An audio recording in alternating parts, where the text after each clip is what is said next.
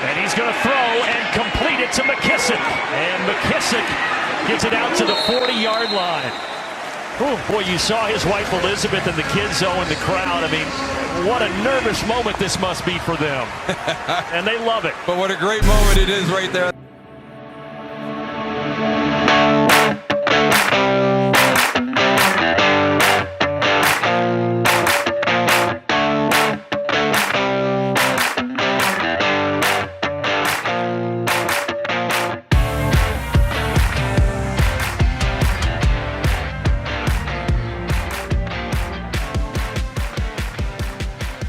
The Washington football team is now 1-4 after a whopping 30-10 loss today to Sean McVay, Kevin O'Connell, and the LA Rams, with hardly over 100 total yards on offense for the Washington football team. In fact, the third lowest total for any game since 1970. But after 693 days, a dozen surgeries, and near death, Alex Smith, number 11, has officially returned to NFL action. What is going on, everybody? And welcome to the Washington Brawl Podcast, the Washington Football Podcast for the people, by the people. I am your host, Parker Hamlet, and we are, of course, brought to you by the Brawl Network and now Manscaped. Manscaped has been providing the top-of-the-line male grooming tools to help give you maximum performance with the Lawnmower 3.0, which is simply the best hygiene tool for the modern man. And the Lawnmower 3.0, guys, it's got it all. Waterproof, advanced skin-safe technology to avoid any nicks, convenient charging dock, nice little LED light. Used it last night. It's absolutely fantastic. If you haven't picked it up, what are you waiting for? You can get the Lawnmower 3.0, including a few other exclusive items, if you order the Performance Package 3.0 today. Like I said, not only do you get the Lawnmower 3.0 and the Performance Package 3.0, but you also get the Crop Preserver and the Crop Reviver. The Crop Preserver is a perfect anti-chafing deodorant for your sack, and the Crop Reviver is a spray-on toner that is made with soothing aloe and hazel extracts to have you feeling revitalized. Normally, you would get all these items together for $89.99, but you can now get the Performance Package 3.0 for 20% off using promo code BRAWL with this limited time offer. That is promo code BRAWL BRAWL to get 20% off the Performance Package 3.0 today. That is right now. Join the Manscaped family, Washington Brawl listeners. Your balls will thank you. Do it! On today's post-game podcast, I did not come alone, though, because joining me for the second time ever on the Washington Brawl Podcast is the Burgundy Gold Report's own Adam Aniba. Adam, I got to ask, with one word, describe the Washington football team's loss today to the LA Rams. Disastrous. It's just a mess. You know, it's one thing to lose, but just in the fashion that it went about today, just to hear that, you know, Allen could have come back and they really let this go on through this horrible weather with Alex Smith. I just feel that it went from bad to worse, kept getting worse and worse. And honestly, this was RG3 all over again. You know, I was waiting to see like something bad. I really was. And, you know, thankfully, you know, he got out of that game. Kyle Allen got out of that game healthy. But I think what Ron Rivera is doing right now is kind of all over the place. He doesn't really have an identity. I don't think his relationship with Turner is really blossoming. I think that this is more something that it was a comfort level hire, and I think it's showing. I think the coaches are getting outmatched, and right now, you know, at least he said he's going to go back to Kyle Allen. But man, I hope we're talking about elevated Montez next week, because there's no way Haskins is back. No. I don't see him ever playing in the Burgundy and Gold again. But you know, Alex Smith can't be the backup. I think this showed that, you know, great story, man. I was glad to see it, but seeing that guy try to move from a pass rush, man, if he doesn't have that, he's got nothing. No, so it was a great story, but hopefully it ended today. Well, you know, we all thought that Kyle Allen was going to be a bridge to Alex Smith. A lot of people thought that move was very indicative of the team wanting to move towards Alex Smith rather than being, you know, about poor Haskins play. You've heard all the stories. You've heard all the crazy stuff. But it turned out that bridge to Alex Smith was a very short one, because not even went a week after Haskins, you know, Kyle Allen named the starter. And here in the second quarter, Kyle Allen gets concussed by Jalen Ramsey. Yep. That is going to be on Ramsey. And number 11 returns to the field. But, let's start off with Kyle Allen, as a guy you were just talking about. Kyle Allen made an extremely athletic play with the only touchdown for the Washington football team in the contest. Empty set here for Kyle Allen. Pocket collapses. Allen trying to get the edge. And Allen ekes inside the pylon for a Washington touchdown. Did you like what you saw from Allen in the very limited amount of time he was on the field? Yeah. I think that there was a lot of complaint. Well, they're like, well, you're gonna blame Haskins for this. Now no, I'm not. I'm gonna blame the offensive line because this offensive line is horrendous. Martin, man, he's a guy that I'll admit I struck out on him because I don't think a lineman getting thrown back this often is a player that you just continue to go with. And the same with Apke. And we saw him getting a lot less snaps. And I called this. I said this about 2 weeks ago in an article that you'll see him play, but there's going to be a lot more Cameron Curlin. There's going to be a lot more sub packages. And we even saw DeShazer Everett. But the way it's going right now, Kyle Allen gives you the best chance to win a game because you're not going back to Haskins. That, I thought it was a bad move. I thought it was early. I thought, let's go to the bye week at least. But this is who they got. They have Kyle Allen. But I think in saying that, we can't have Alex Smith as the backup. I just think that what we saw with Allen is he's going to be on the move. Thus, he's going to take some hits. So whoever we have behind Allen, that player has to be ready to step in. And Alex Smith, I think if he had 3-4 weeks at least of, getting some legitimate snaps in practice, he's probably getting like 30% of the snaps in over a week's time. So that's just not enough. And I personally have seen enough. I just all what I needed to see from him. I don't think that he's going to slowly get better as far as his movement ability. He shook, man. He did not look right in the pocket. And I think he doesn't have the ability to escape pass rushers anymore. He doesn't have that acceleration. So Kyle Smith is what we got right now. And I think that, that's who they're going to roll with. But it's going to be interesting to see, what the quarterback situation is. Because just like Dunbar, just like Trent Williams, one thing Rivera showed is he's not going to keep the headache around. And the whole thing with the stomach issue, I don't think it's Dwayne Haskins blowing smoke. I think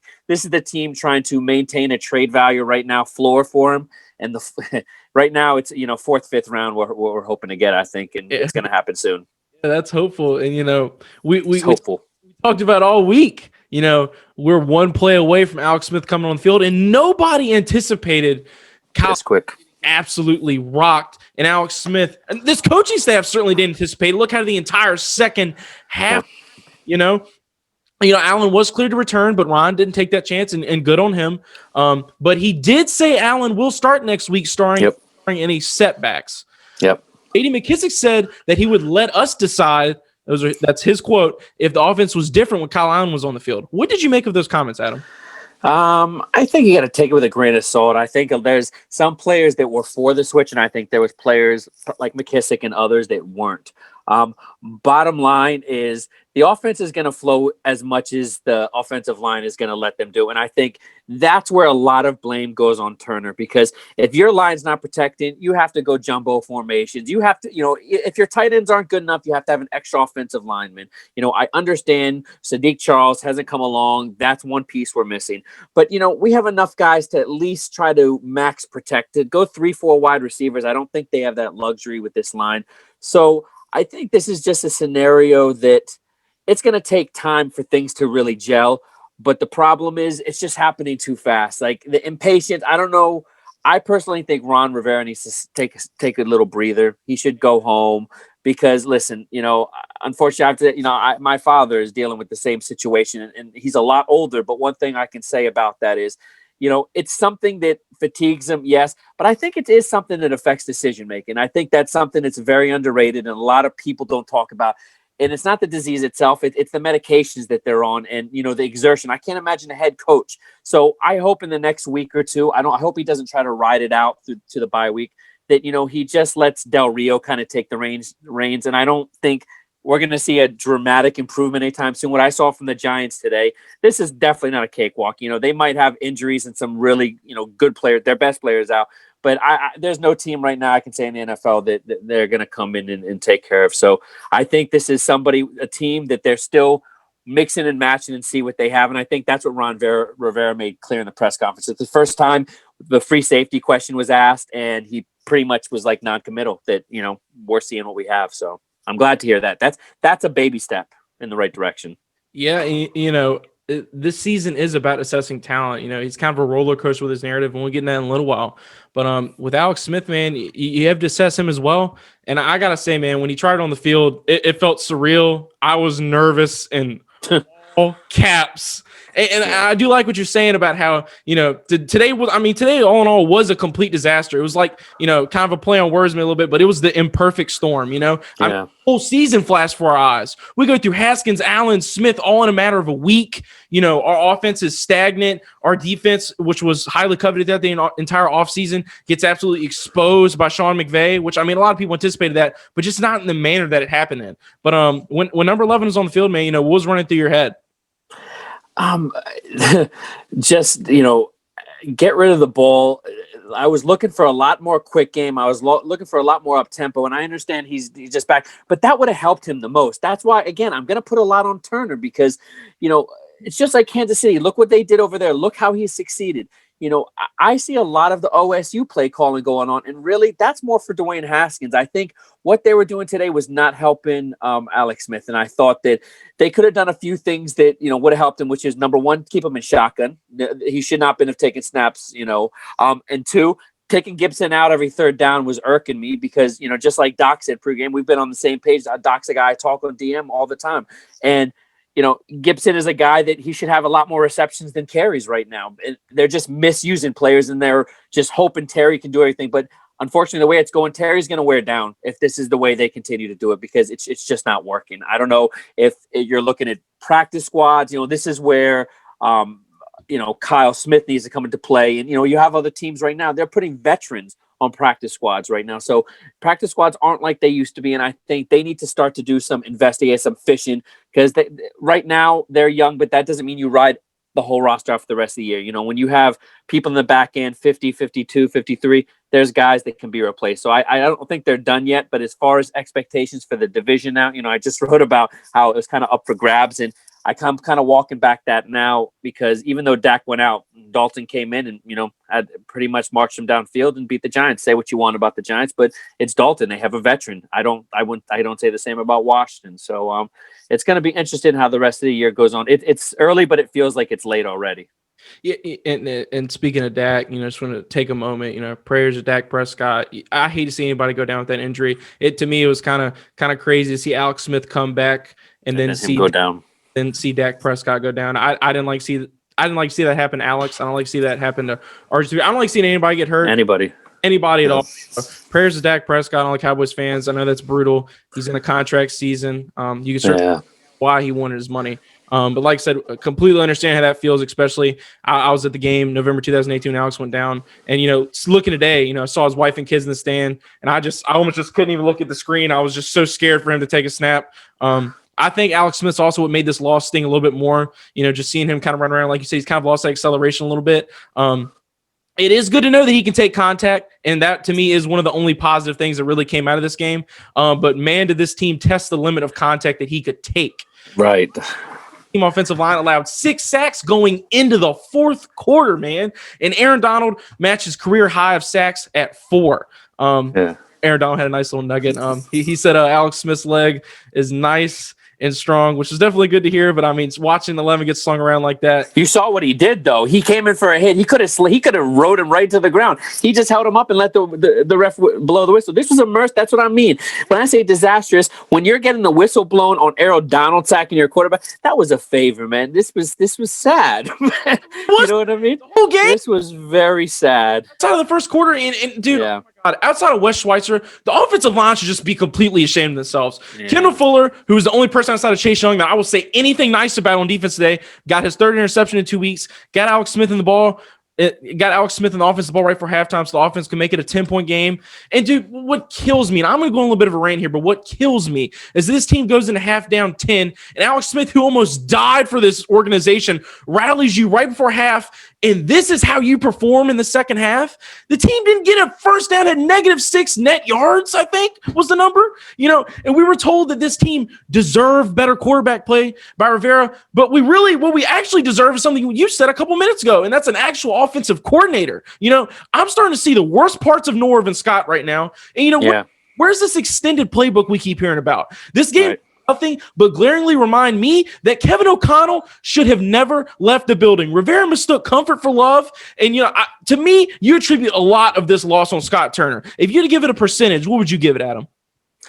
Percentage as in what? Like concern? On Scott, just blame for this loss because it was a yeah, I would definitely give him at least 50% or more, probably pushing closer to 60% because like I said, in the second half, you're not seeing adjustments. When you're seeing this kind of abuse coming, you have to change your whole game plan up, and I didn't see it. They said, well, they went away from the run. That's what I heard. Oh, they did. Gibson is not a bell cow back, and they keep trying to jam him into this role. You kept McKissick. Why did you let go of AP? Because you're forcing it. If you wanted Gibson to, if you wanted Gibson to be a good running back, you would have kept AP. The whole business that kept they're keeping Barber. How many carries does he have this year? He had 2 touchdowns in the first game. Since then, nothing. McKissick, he's another one. He's more of a true receiver than he's a scat back. He's a definite scat back. Gibson's not a scat back. Gibson is an old school throwback Sammy Ball type that his body type, you just no, he belongs at running back. But that's BS because if you watch him when he plays receiver, he's still rounding off his routes. He's still not, 100% refined, but he's way ahead in that curve than he is at running back. So when I see him getting, me and my contributor, Paul, we kept saying during the game, why is he coming out on third downs? 2 drives in a row, we saw him come out on third downs. It's like, the guy runs a 4.39 40. He's almost 6'1", 230 pounds. You get this guy in the open field, you're going to give him a chance. Instead, we're throwing the ball to Inman. We're throwing the ball, right? I'm impatient with him. I want to see more. We're throwing the ball to him. We don't see Gandy Golden involved. Terry, they're double teaming him. They're throwing him to the ground. We're throwing to our tight end. Sprinkle. We're bringing Sprinkle back. Man, it was like I said, I don't get it. That's what I'm saying. It's like, know your roster. Know who you have. These guys know than me. I'm not going to sit here and preach that, I know better. It's not that. But I just think when I see no adjustments and you see the same players that were, making the bonehead plays last year, like Sprinkle just dropping balls, why are you putting them in on critical situations?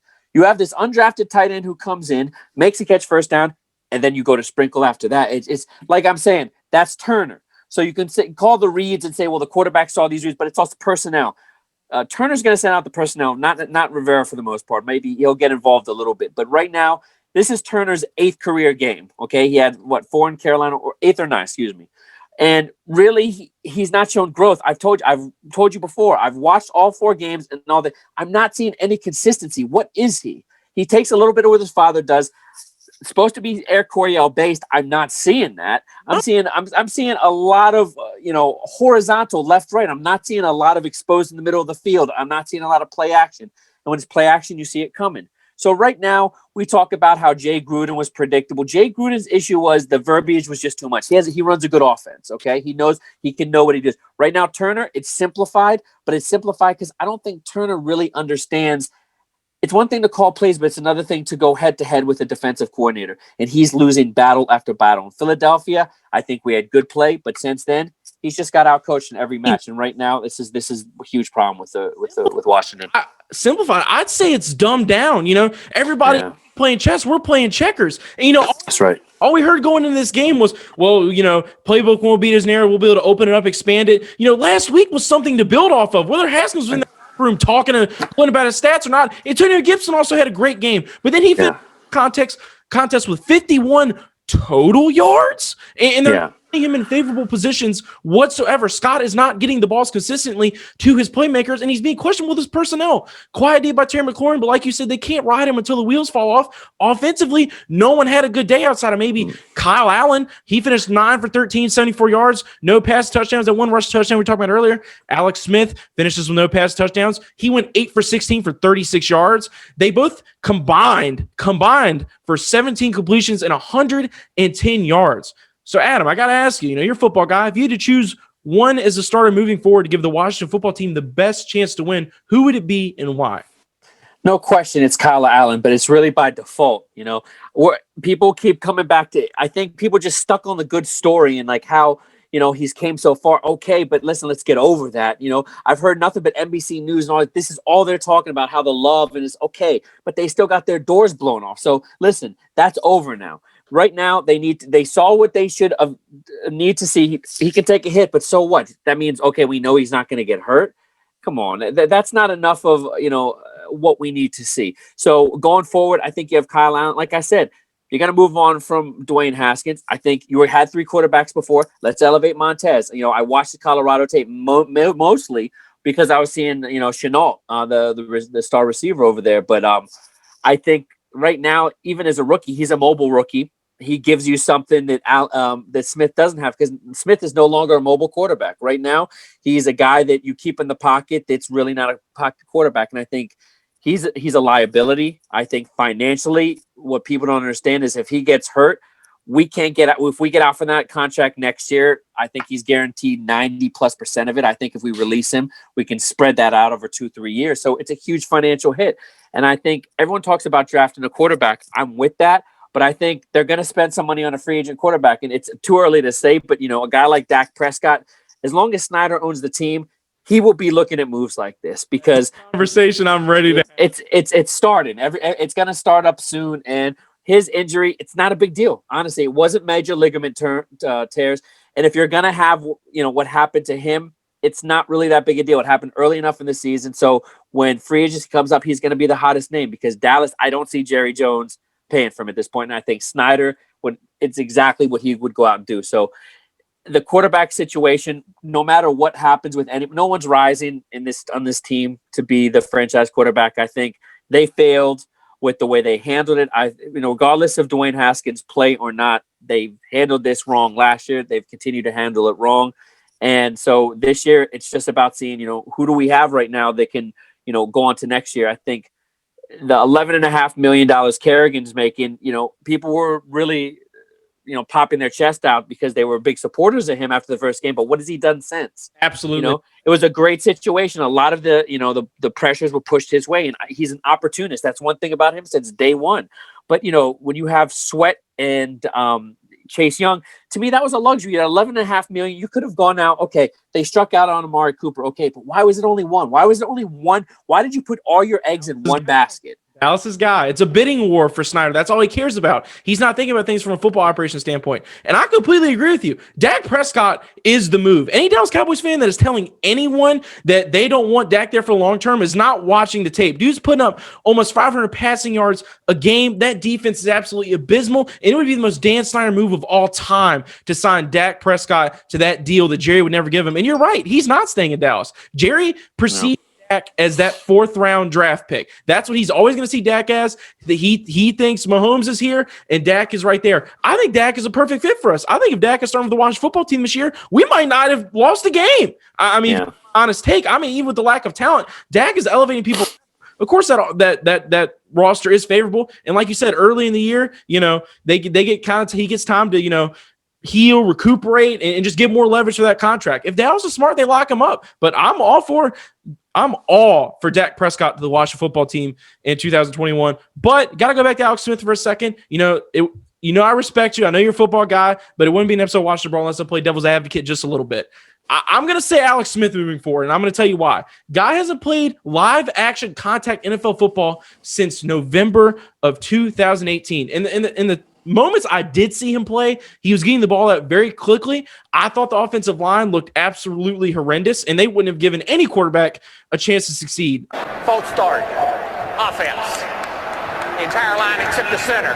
That's kind of why they both had very porous outings, in my opinion. To me, Alex coming in on such short notice, no one anticipated. I know we kind of mentioned it earlier. It was very reminiscent of when Haskins kind of came in last year against New York, hadn't had any reps with the ones, no game plan there for him. And you could obviously tell that Scott Turner was scared very early. And not only that, man, we're 24 months removed from his injury now. We tried to draft first-round draft pick quarterback. That ended up not working out. This organization is obviously expecting, hoping, looking forward to Alex hopefully returning to the form he did in 2018 when we started off 6-3, right? Or, is that a foolish thing to say? If they think that, they're foolish, because if you listen to any of the testimonials, some of the Army vets that were in the hospital with him, they were giving him so much credit, but as far as going back to normal life, a lot of them were saying that's a mental struggle. So we're not talking about a broken leg and going back to play. We're talking about what happened to him with the infection and almost losing his leg or his life. And I don't think that this game 2 more games, 3 more games, 4 more. We have a line that's not going to let him get a little bit of a comfort level. And I think with Kyle Allen, you saw that out of all the quarterbacks they have, at least he'll be able to get out of the pocket and he'll be able to get you one of those, rushing touchdowns a game. I don't know if it's going to amount to much, but I think when you have Alex Smith sitting back there, he's going to get destroyed. And like I said, with Dwayne Haskins, I think we would have seen enough maturation happen that he could have been a game manager. That's the floor. I still think that is his floor as a game manager. And I think his ceiling is, a middle of the pack, maybe 20 something quarterback if he lived up to his expectation. But this offense, it just made no sense from the start. I get it. There was a deal between Snyder, but Cam Newton, the kind of guys that ran this offense, it was even before Scott Turner.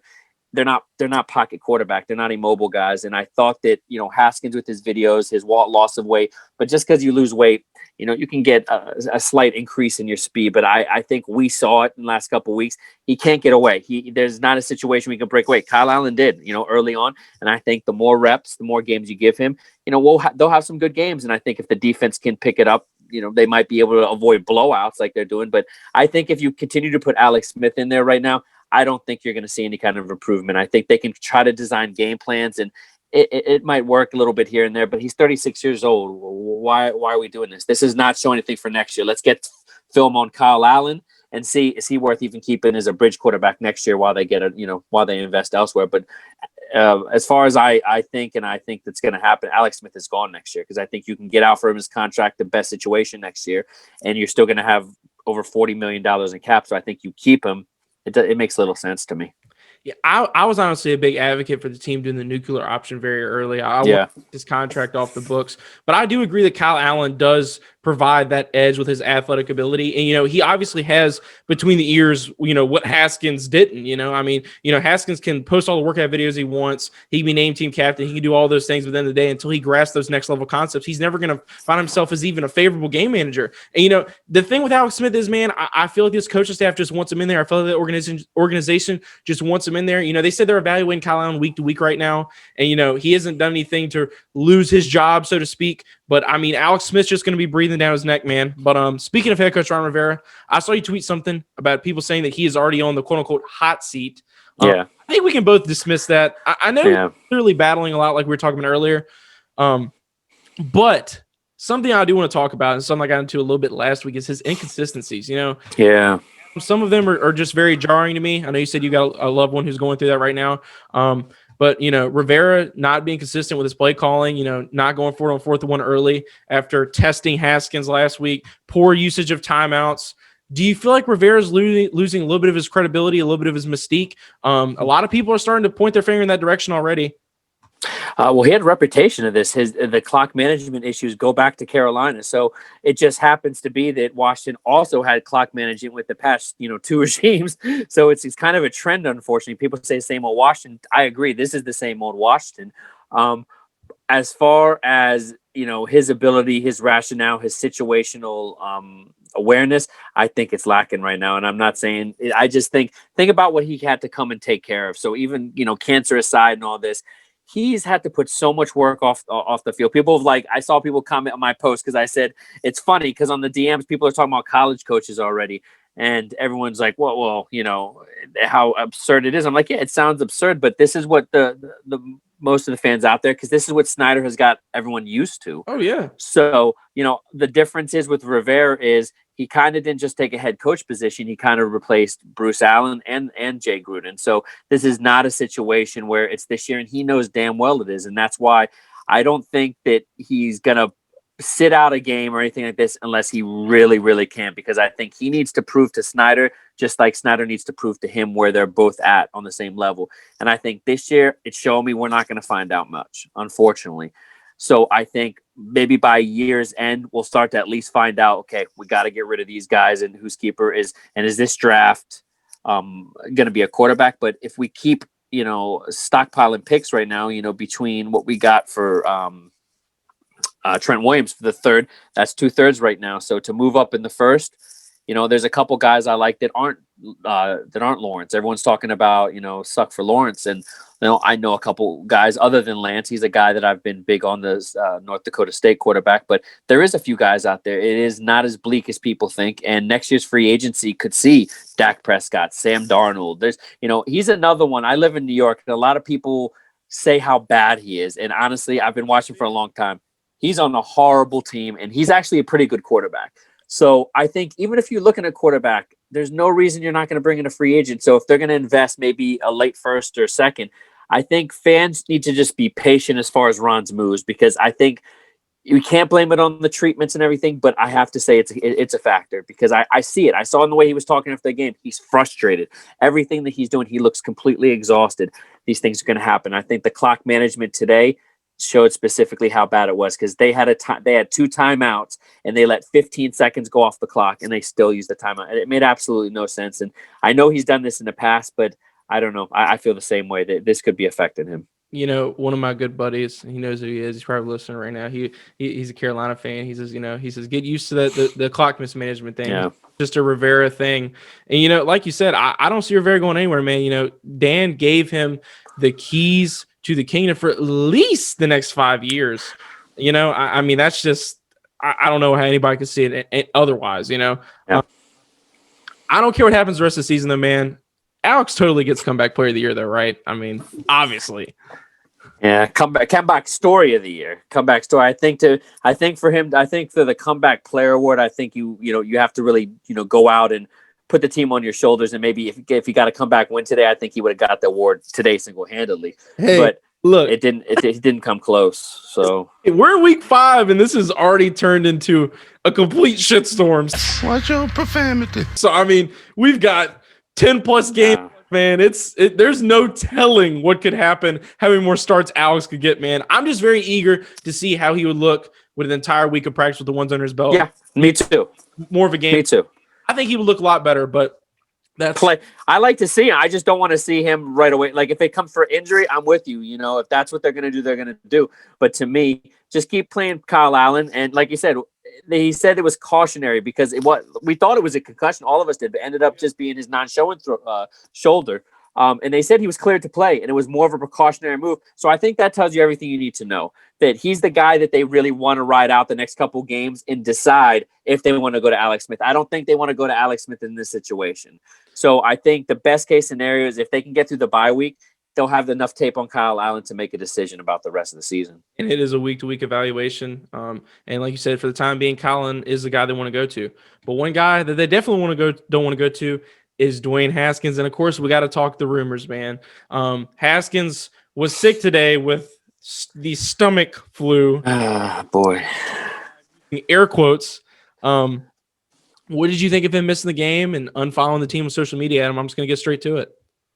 And as far as the whole social media thing, I'm going to strike that up to immaturity, and it's not even defending him. I sound like the old guy in the room, but I think it's a generational thing with athletes and social media. I think, there's certain guys out there that, they need that clout. I think he got a lot of slack for talking about his balloon stats from the last game. And again, I find value to it, because fluff stats, if you've only started a couple games, it puts film for me to evaluate. So I was okay with that. But when you start making a clear message to unfollow the quarterback that took your place, the coach, and the team itself, it's just like, it's like crying at you. And I don't know. I think we only met each other a couple months ago, but I actually interviewed his best friend, Scott Burrell. He was that big reason why he turned down Maryland. He told everyone he was coming into Maryland. He turned down Maryland. Honestly, when I was listening, when we were talking the interview, I was sitting there thinking questioning his character a little bit, but I was like, he's a kid. So, he told everybody, it was like, besides the dotted line, is going to Maryland. And to me, Scott Burrell, he told me a lot of stuff that I wrote in my article, but, other stuff that we kind of kept off the side. And Dwayne Haskins is a guy that loved the attention. He loved it right away. It sounds like he's always loved it. And I think when he's not getting that positive attention, it's really difficult for him. And I think that the two situations, his friend told me that, when they played to Ohio State and he beat out Burrow, that was a situation that really elevated him.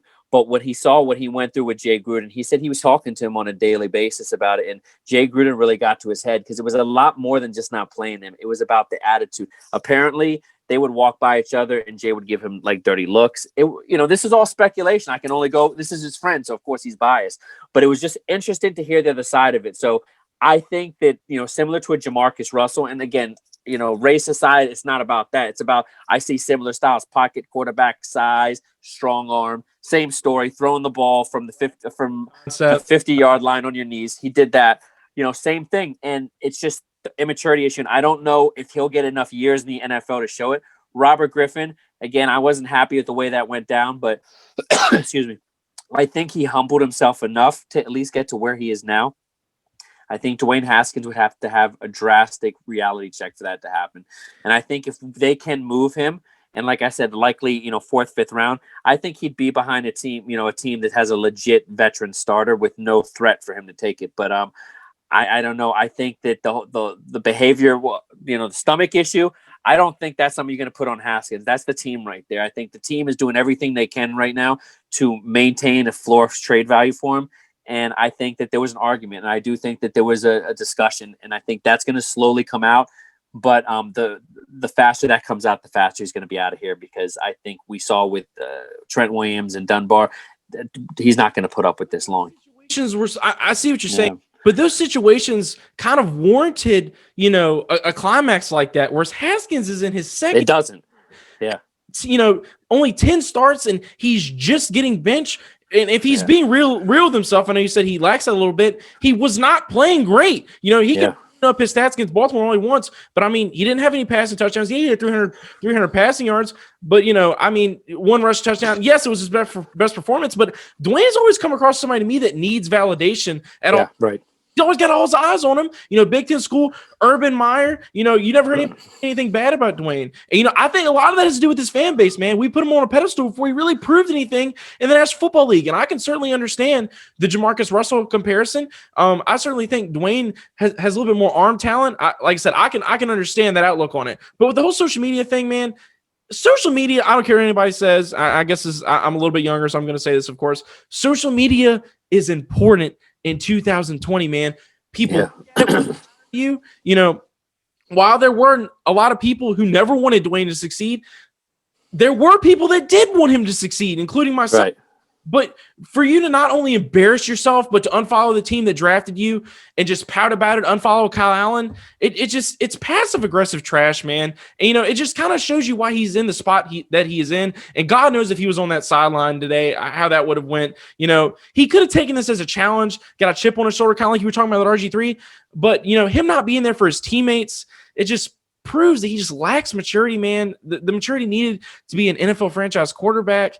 It's just, he's embarrassing nobody but himself, man. And the fact that we're already talking trade just shows that he really, he didn't have what it took. He doesn't have what it takes to definitely be a part of this organization that I think a lot can argue that he never wanted to be a part of to begin with. So I think, and again, just to clarify the record, it's evaluators I talked to that made the Jamarcus Russell talk. And these are guys actually are big time SEC, LSU. They're the ones that brought it up. And I honestly was saying with you, I said, I actually saw better arm talent in a short amount of time from Haskins, but it was the immaturity. It was the different things with Jamarcus Russell. It was different. Social media wasn't as big as far as with athletes when it was with him. But everything I'm saying in the trade talk and all this, again, not something that my opinion, or I think that's immediately going to happen. But everyone on the outside, these are people that are evaluating our team from the outside. So as fans, we're looking at it this way. But from outside the box, everyone is seeing a situation where he's going to get traded. And they say that because it's polar opposites. This is what an evaluator told me today. He said last year you had, Allen that at all costs, he would hold them up and, keep them there against their will. This is the opposite kind of regime. So basically, if you're making enough stink, Ron Rivera will ship you out. They'll get a fit for you. They might even take even less for you. And I think with Dwayne Haskins, it's so crazy because you can't get a quarterback for this kind of money now with the new rookie rules and wage scale. So to get rid of him, it's stupid to me. It is. Because even if you have him as your third quarterbacks that come out of college in the first round, you can't get for under 10 million. So it's ridiculous to move on. But the thing is, to create their new culture, name change, they can't have this going on. So they're going to have to move on. But what I'm hoping is draft picks are good, but I'd like to see maybe a scenario where maybe we can walk away with a receiver from this, like somebody that's maybe 30 years old, a 31-year-old guy, a cornerback, someone that a team really doesn't want to pay next year. But, we don't have a lot of veterans. So for them to go out and pay $15 million a year to maybe a 31-year-old guy, cornerback, receiver, whatever, that's probably a good investment. And it makes a bad situation into a decent situation. But I don't think that they're going to ride this out because I think Haskins and his agent showed very quickly they're not going to be quiet about this. No, they're not. It's really sad to see because I feel like Dwayne, Ron has stated he's not giving up on Haskins, and he can envision, and Joe Gibbs himself said he can envision a situation where Haskins can overcome this, but it's hard to see that at this point, especially like you said, with his agent playing into it as well. And I got to say, after the embarrassing loss today, very, very poor offensive performance. Do you think Dwayne would have played any better than Alex or Kyle today? I mean, as expected, the Dwayne mob was in full force. Oh, you guys were crapping on Dwayne. Dwayne couldn't do this. Dwayne couldn't do that. Now look at this offense. Do you think that Dwayne could have made use of anything that was given to that team today? No, I think he would have pretty much done close to what Kyle Allen would have did. I could have seen him getting a rushing touchdown, a short touchdown. He definitely found, Gibson became a big target with him. That's what kind of ticks me off a little bit because I feel like another week or two, maybe him and Gibson would really start to build a connection together. So that's what I'm upset about. Not that my faith in Haskins, my faith in Gibson, because he's a guy who spent extensive time scouting. And I think right now we saw right away, there's no rapport, with any of the receivers with these guys. It's sloppy. It's all over the place. And I think behind this line, Dwayne Haskins probably would have had fumbles. If we're going to be real about it, I think he would have had just as many sacks, but I think he probably would have seen an interception or fumble. I think this team takes little victories away every time they don't throw an interception. That's crap, though. There's really not any improvement going on the offense right now. And I think we keep being a dead horse about it. But I think a lot more blame needs to go to Turner. And you know what? We're not talking about the offensive line coordinator. Offensive line coach. That's somebody right now we talk about. Callahan. I think we're seeing how much we missed a guy like that. I think honestly, if we kept him around as coach, we would have had AP. I don't think we would have got rid of him. And I'm not even sweating AP. It's just, come on. These are the kind of games where AP would have got 100 yards, bro. Odd, man. I mean, we would have or Adrian Peterson today. Even if they lost, we're talking about maybe a 7-point game. It wouldn't. I just really think that's what he would have given. So to move on with a bunch of projects behind him was ridiculous because Barber's, don't get it twisted, he's a project. Love, he's a project because of the injury. He doesn't sound like he's going to be the same. And again, I'll beat it to it. Gibson, don't make him be your starter. You give him 5 carries a game, cool. But man, that guy's going to give you 8-10 catches a game, give you 100, and a touchdown. So right now they're misusing talent, and they're letting players like Apke get too many snaps. There needs to be a shuffle along this offensive line. I don't know what the answer is because there's a lot of unproven guys. They brought up Garnett from the practice squad, a former first rounder from Stanford. He can play guard. You got Ishmael from San Diego State can play center guard. They have some options, but I think that we're going to see them be a little stubborn and continue with these guys because they want to see what they have before they move to the next level. Yeah, for sure. And last thing on Haskins, I don't see an organization that would be eager to trade for a young quarterback who's obviously lacking maturity and has no body of work outside of 4 games, especially at the end of last season with a masterful offensive coordinator and Kevin O'Connell, who I feel like didn't get enough credit for what he did with Dwayne. I don't see him getting traded anytime soon. I could be wrong. Like you said, his camp, they're definitely not going gentle into that good night. And I'll give you 2 teams. Sorry to interrupt that because I'll totally forget if I don't say it. 2 teams, New England and Denver. To me, those are the best situations I could see him because what he did there with the different quarterbacks, other than Brady, after Brady got, he was either hurt or whatever. I think that he would be a perfect situation of it. And I could see Bill Belichick. I could see, other scenarios where teams are given a 5th, 6th rounder because honestly, we're going to eat the bulk of it. So if they give a 5th, 6th rounder, they're not really having a huge financial investment. So I do see it happening, but I think that it's not going to be easy. And I think the unfortunate scenario is we could see like a Keyshawn Johnson scenario. This is going back way far, but where if he makes enough of a stink, they can just suspend him without pay for conduct detrimental. But I hope it doesn't get to that and they can just move on. But I think it's just going to be ugly before it gets pretty again. I think Rivera is just going to cut the cord. That's kind of been his. I do too. And you definitely hit the nail on the head with that one. But, with Haskins, man, hindsight's 2020. People were critiquing Snyder for overdrafting him. But let me tell you somebody who doesn't get a lot of flack for being overdrafted, and that's some of the guys on our defensive line, man. I mean, they played piss poor today. Let's be honest about it. The Washington football team entered the game 7th overall in the league in total defense, and they definitely did not leave this game the same.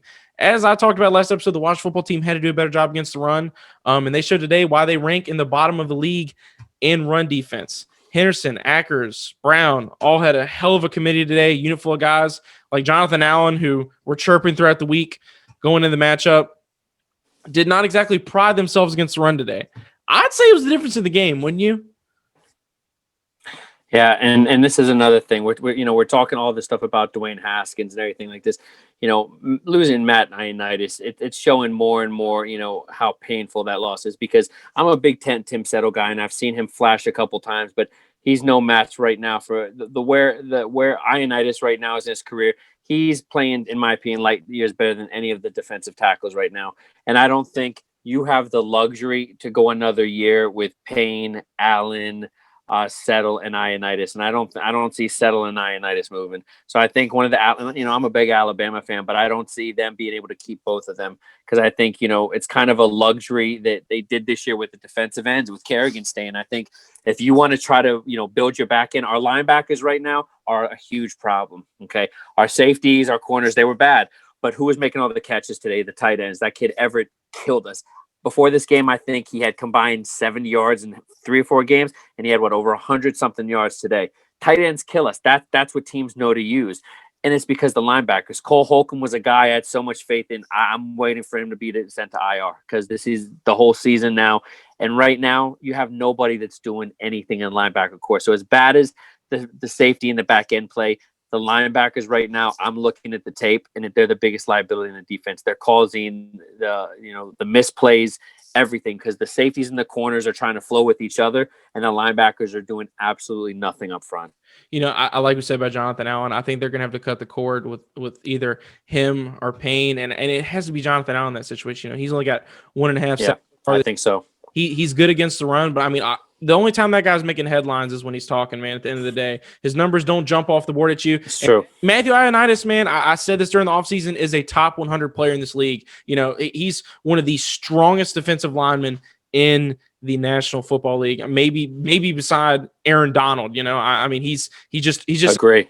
An absolute brute. And as far as I'm concerned, Jonathan Allen just carries his lunch around. In my opinion, you cannot afford to let Daron Payne walk. He's been worth it. No, every single game. He is a presence in the middle of that defense. But I have to agree with you about the linebackers, man. That second level today was absolutely brutal. KPP, he's played pretty solid this season, but he just keeps getting exposed at that second level, man. In the flats. I mean, I think he's made good of a lot of situations he's been put in, a lot of situations that he shouldn't have been put in.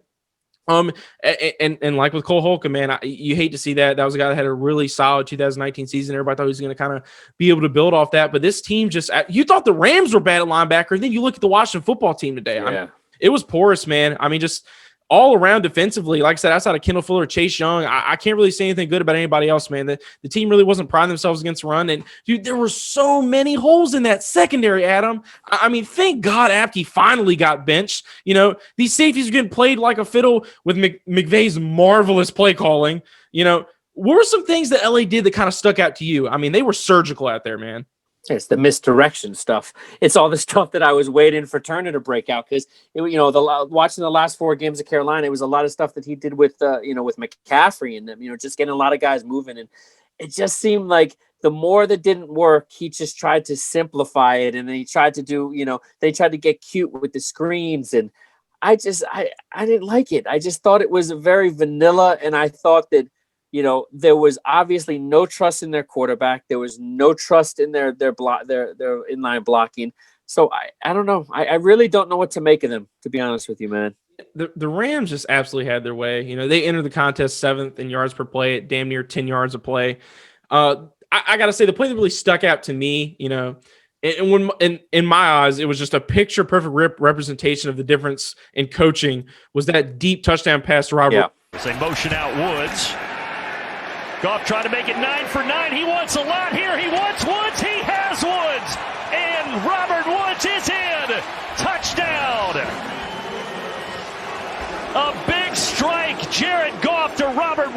the Rams are back in front on the 56-yard connection. Robert Woods cross formation in motion. So you've got him there. I'm actually watching Van Jefferson. He's the one that I think is going to get the ball 12. And they run this little. Washington was up 7-6. They motion, I think, Robert Woods to the left side. He runs a streak down the left sideline. He beats Kendall, who's kind of playing the zone. He's coming up. And, of course, he beats Landon over the top because that's been the secondary in 2020.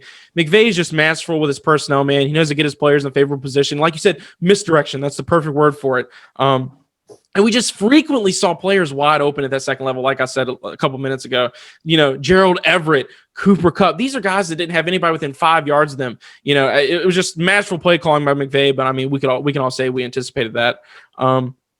Defense was just on the field too long, man, and the offense out of the locker room at halftime. So just an ugly loss by the Washington football team, and I don't know about you, man, but I'm just ready to wash my hands of it. Yeah, and just move on to a game. Hopefully, it's not another messy game like that. So maybe we can get a little bit of a clearer look. We can hope that they're going to come in with some adjustments, because I think the Giants showed today against Dallas.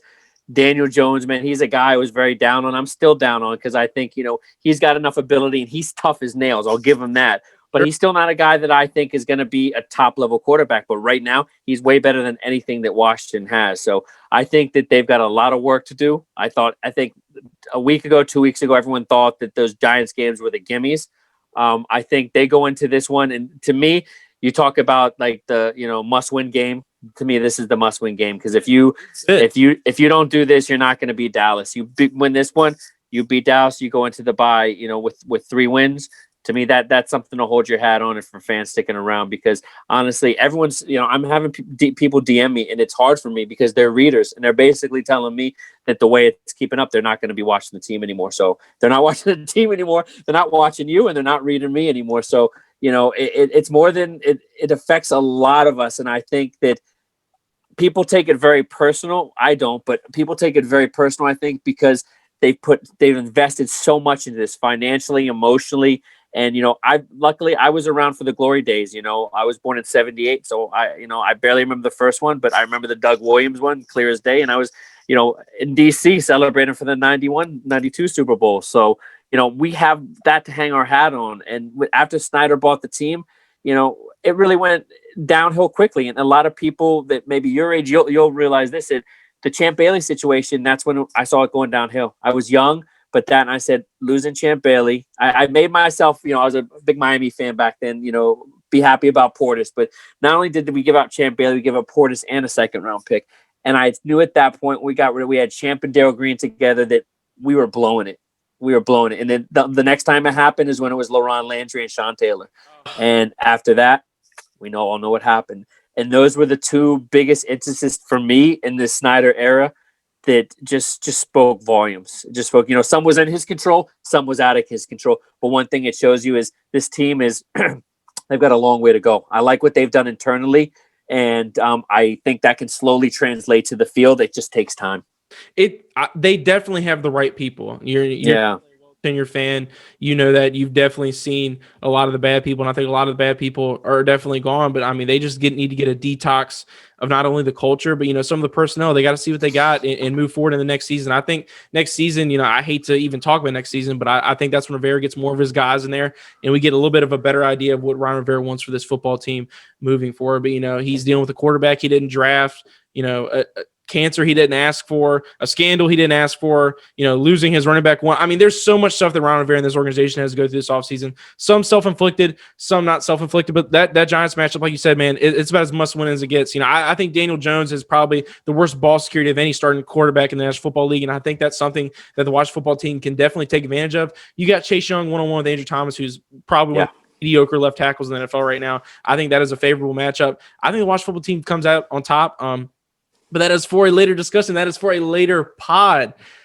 That is all the time we got today, guys. Adam, as always, thank you so much for coming on, man, especially such short notice. No problem, man. Always a pleasure. It was a blast. Thank you so much. Tell the people where they can find you and your marvelous work at. Yeah, I appreciate it. You can find all my articles, even tonight's show appearance once it drops, on Burgundy and Gold Report. BrawlNetwork.wordpress.com. And you can find me on Twitter at the BNG Report, lowercase r. Put all my latest articles, show appearances. So it's kind of trying to keep the fans, going, but we'll come up with something to report this week. Hopefully, after we watch the film of the game, I usually like to watch the coach's film a couple times, and maybe I'll be able to draw some positives. But right now, we just got to keep churning on, man. Keep reading him and keep watching us, man. You said it best. Thank you so much for coming on, man. Have a good one, man. Take it easy. Yes, sir. You're still with us. We appreciate you as always. Make sure you give us a follow on Instagram, Twitter, Facebook at Washington Brawl. Leave us a 5-star review and rating wherever you're listening to us on. If you're having trouble finding this and any other episodes of Washington Brawl, use the Linktree link in our bio. Also, head over to www.brawlnetwork.com where you can find the latest from Washington Brawl lead writer Dave Operman. And you can find some Washington Brawl merchandise and rep your boys. Like Adam just said, check him over the Burgundy Gold Report. Make sure you check out this episode and other episodes of Washington Brawl on the Brawl Network's official YouTube channel. Subscribe there, do yourself a favor, and also check out our exclusive Twitch series, Washington Brawl Madden 21 Game of the Week.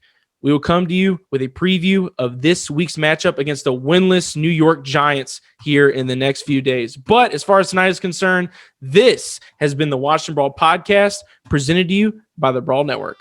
Peace.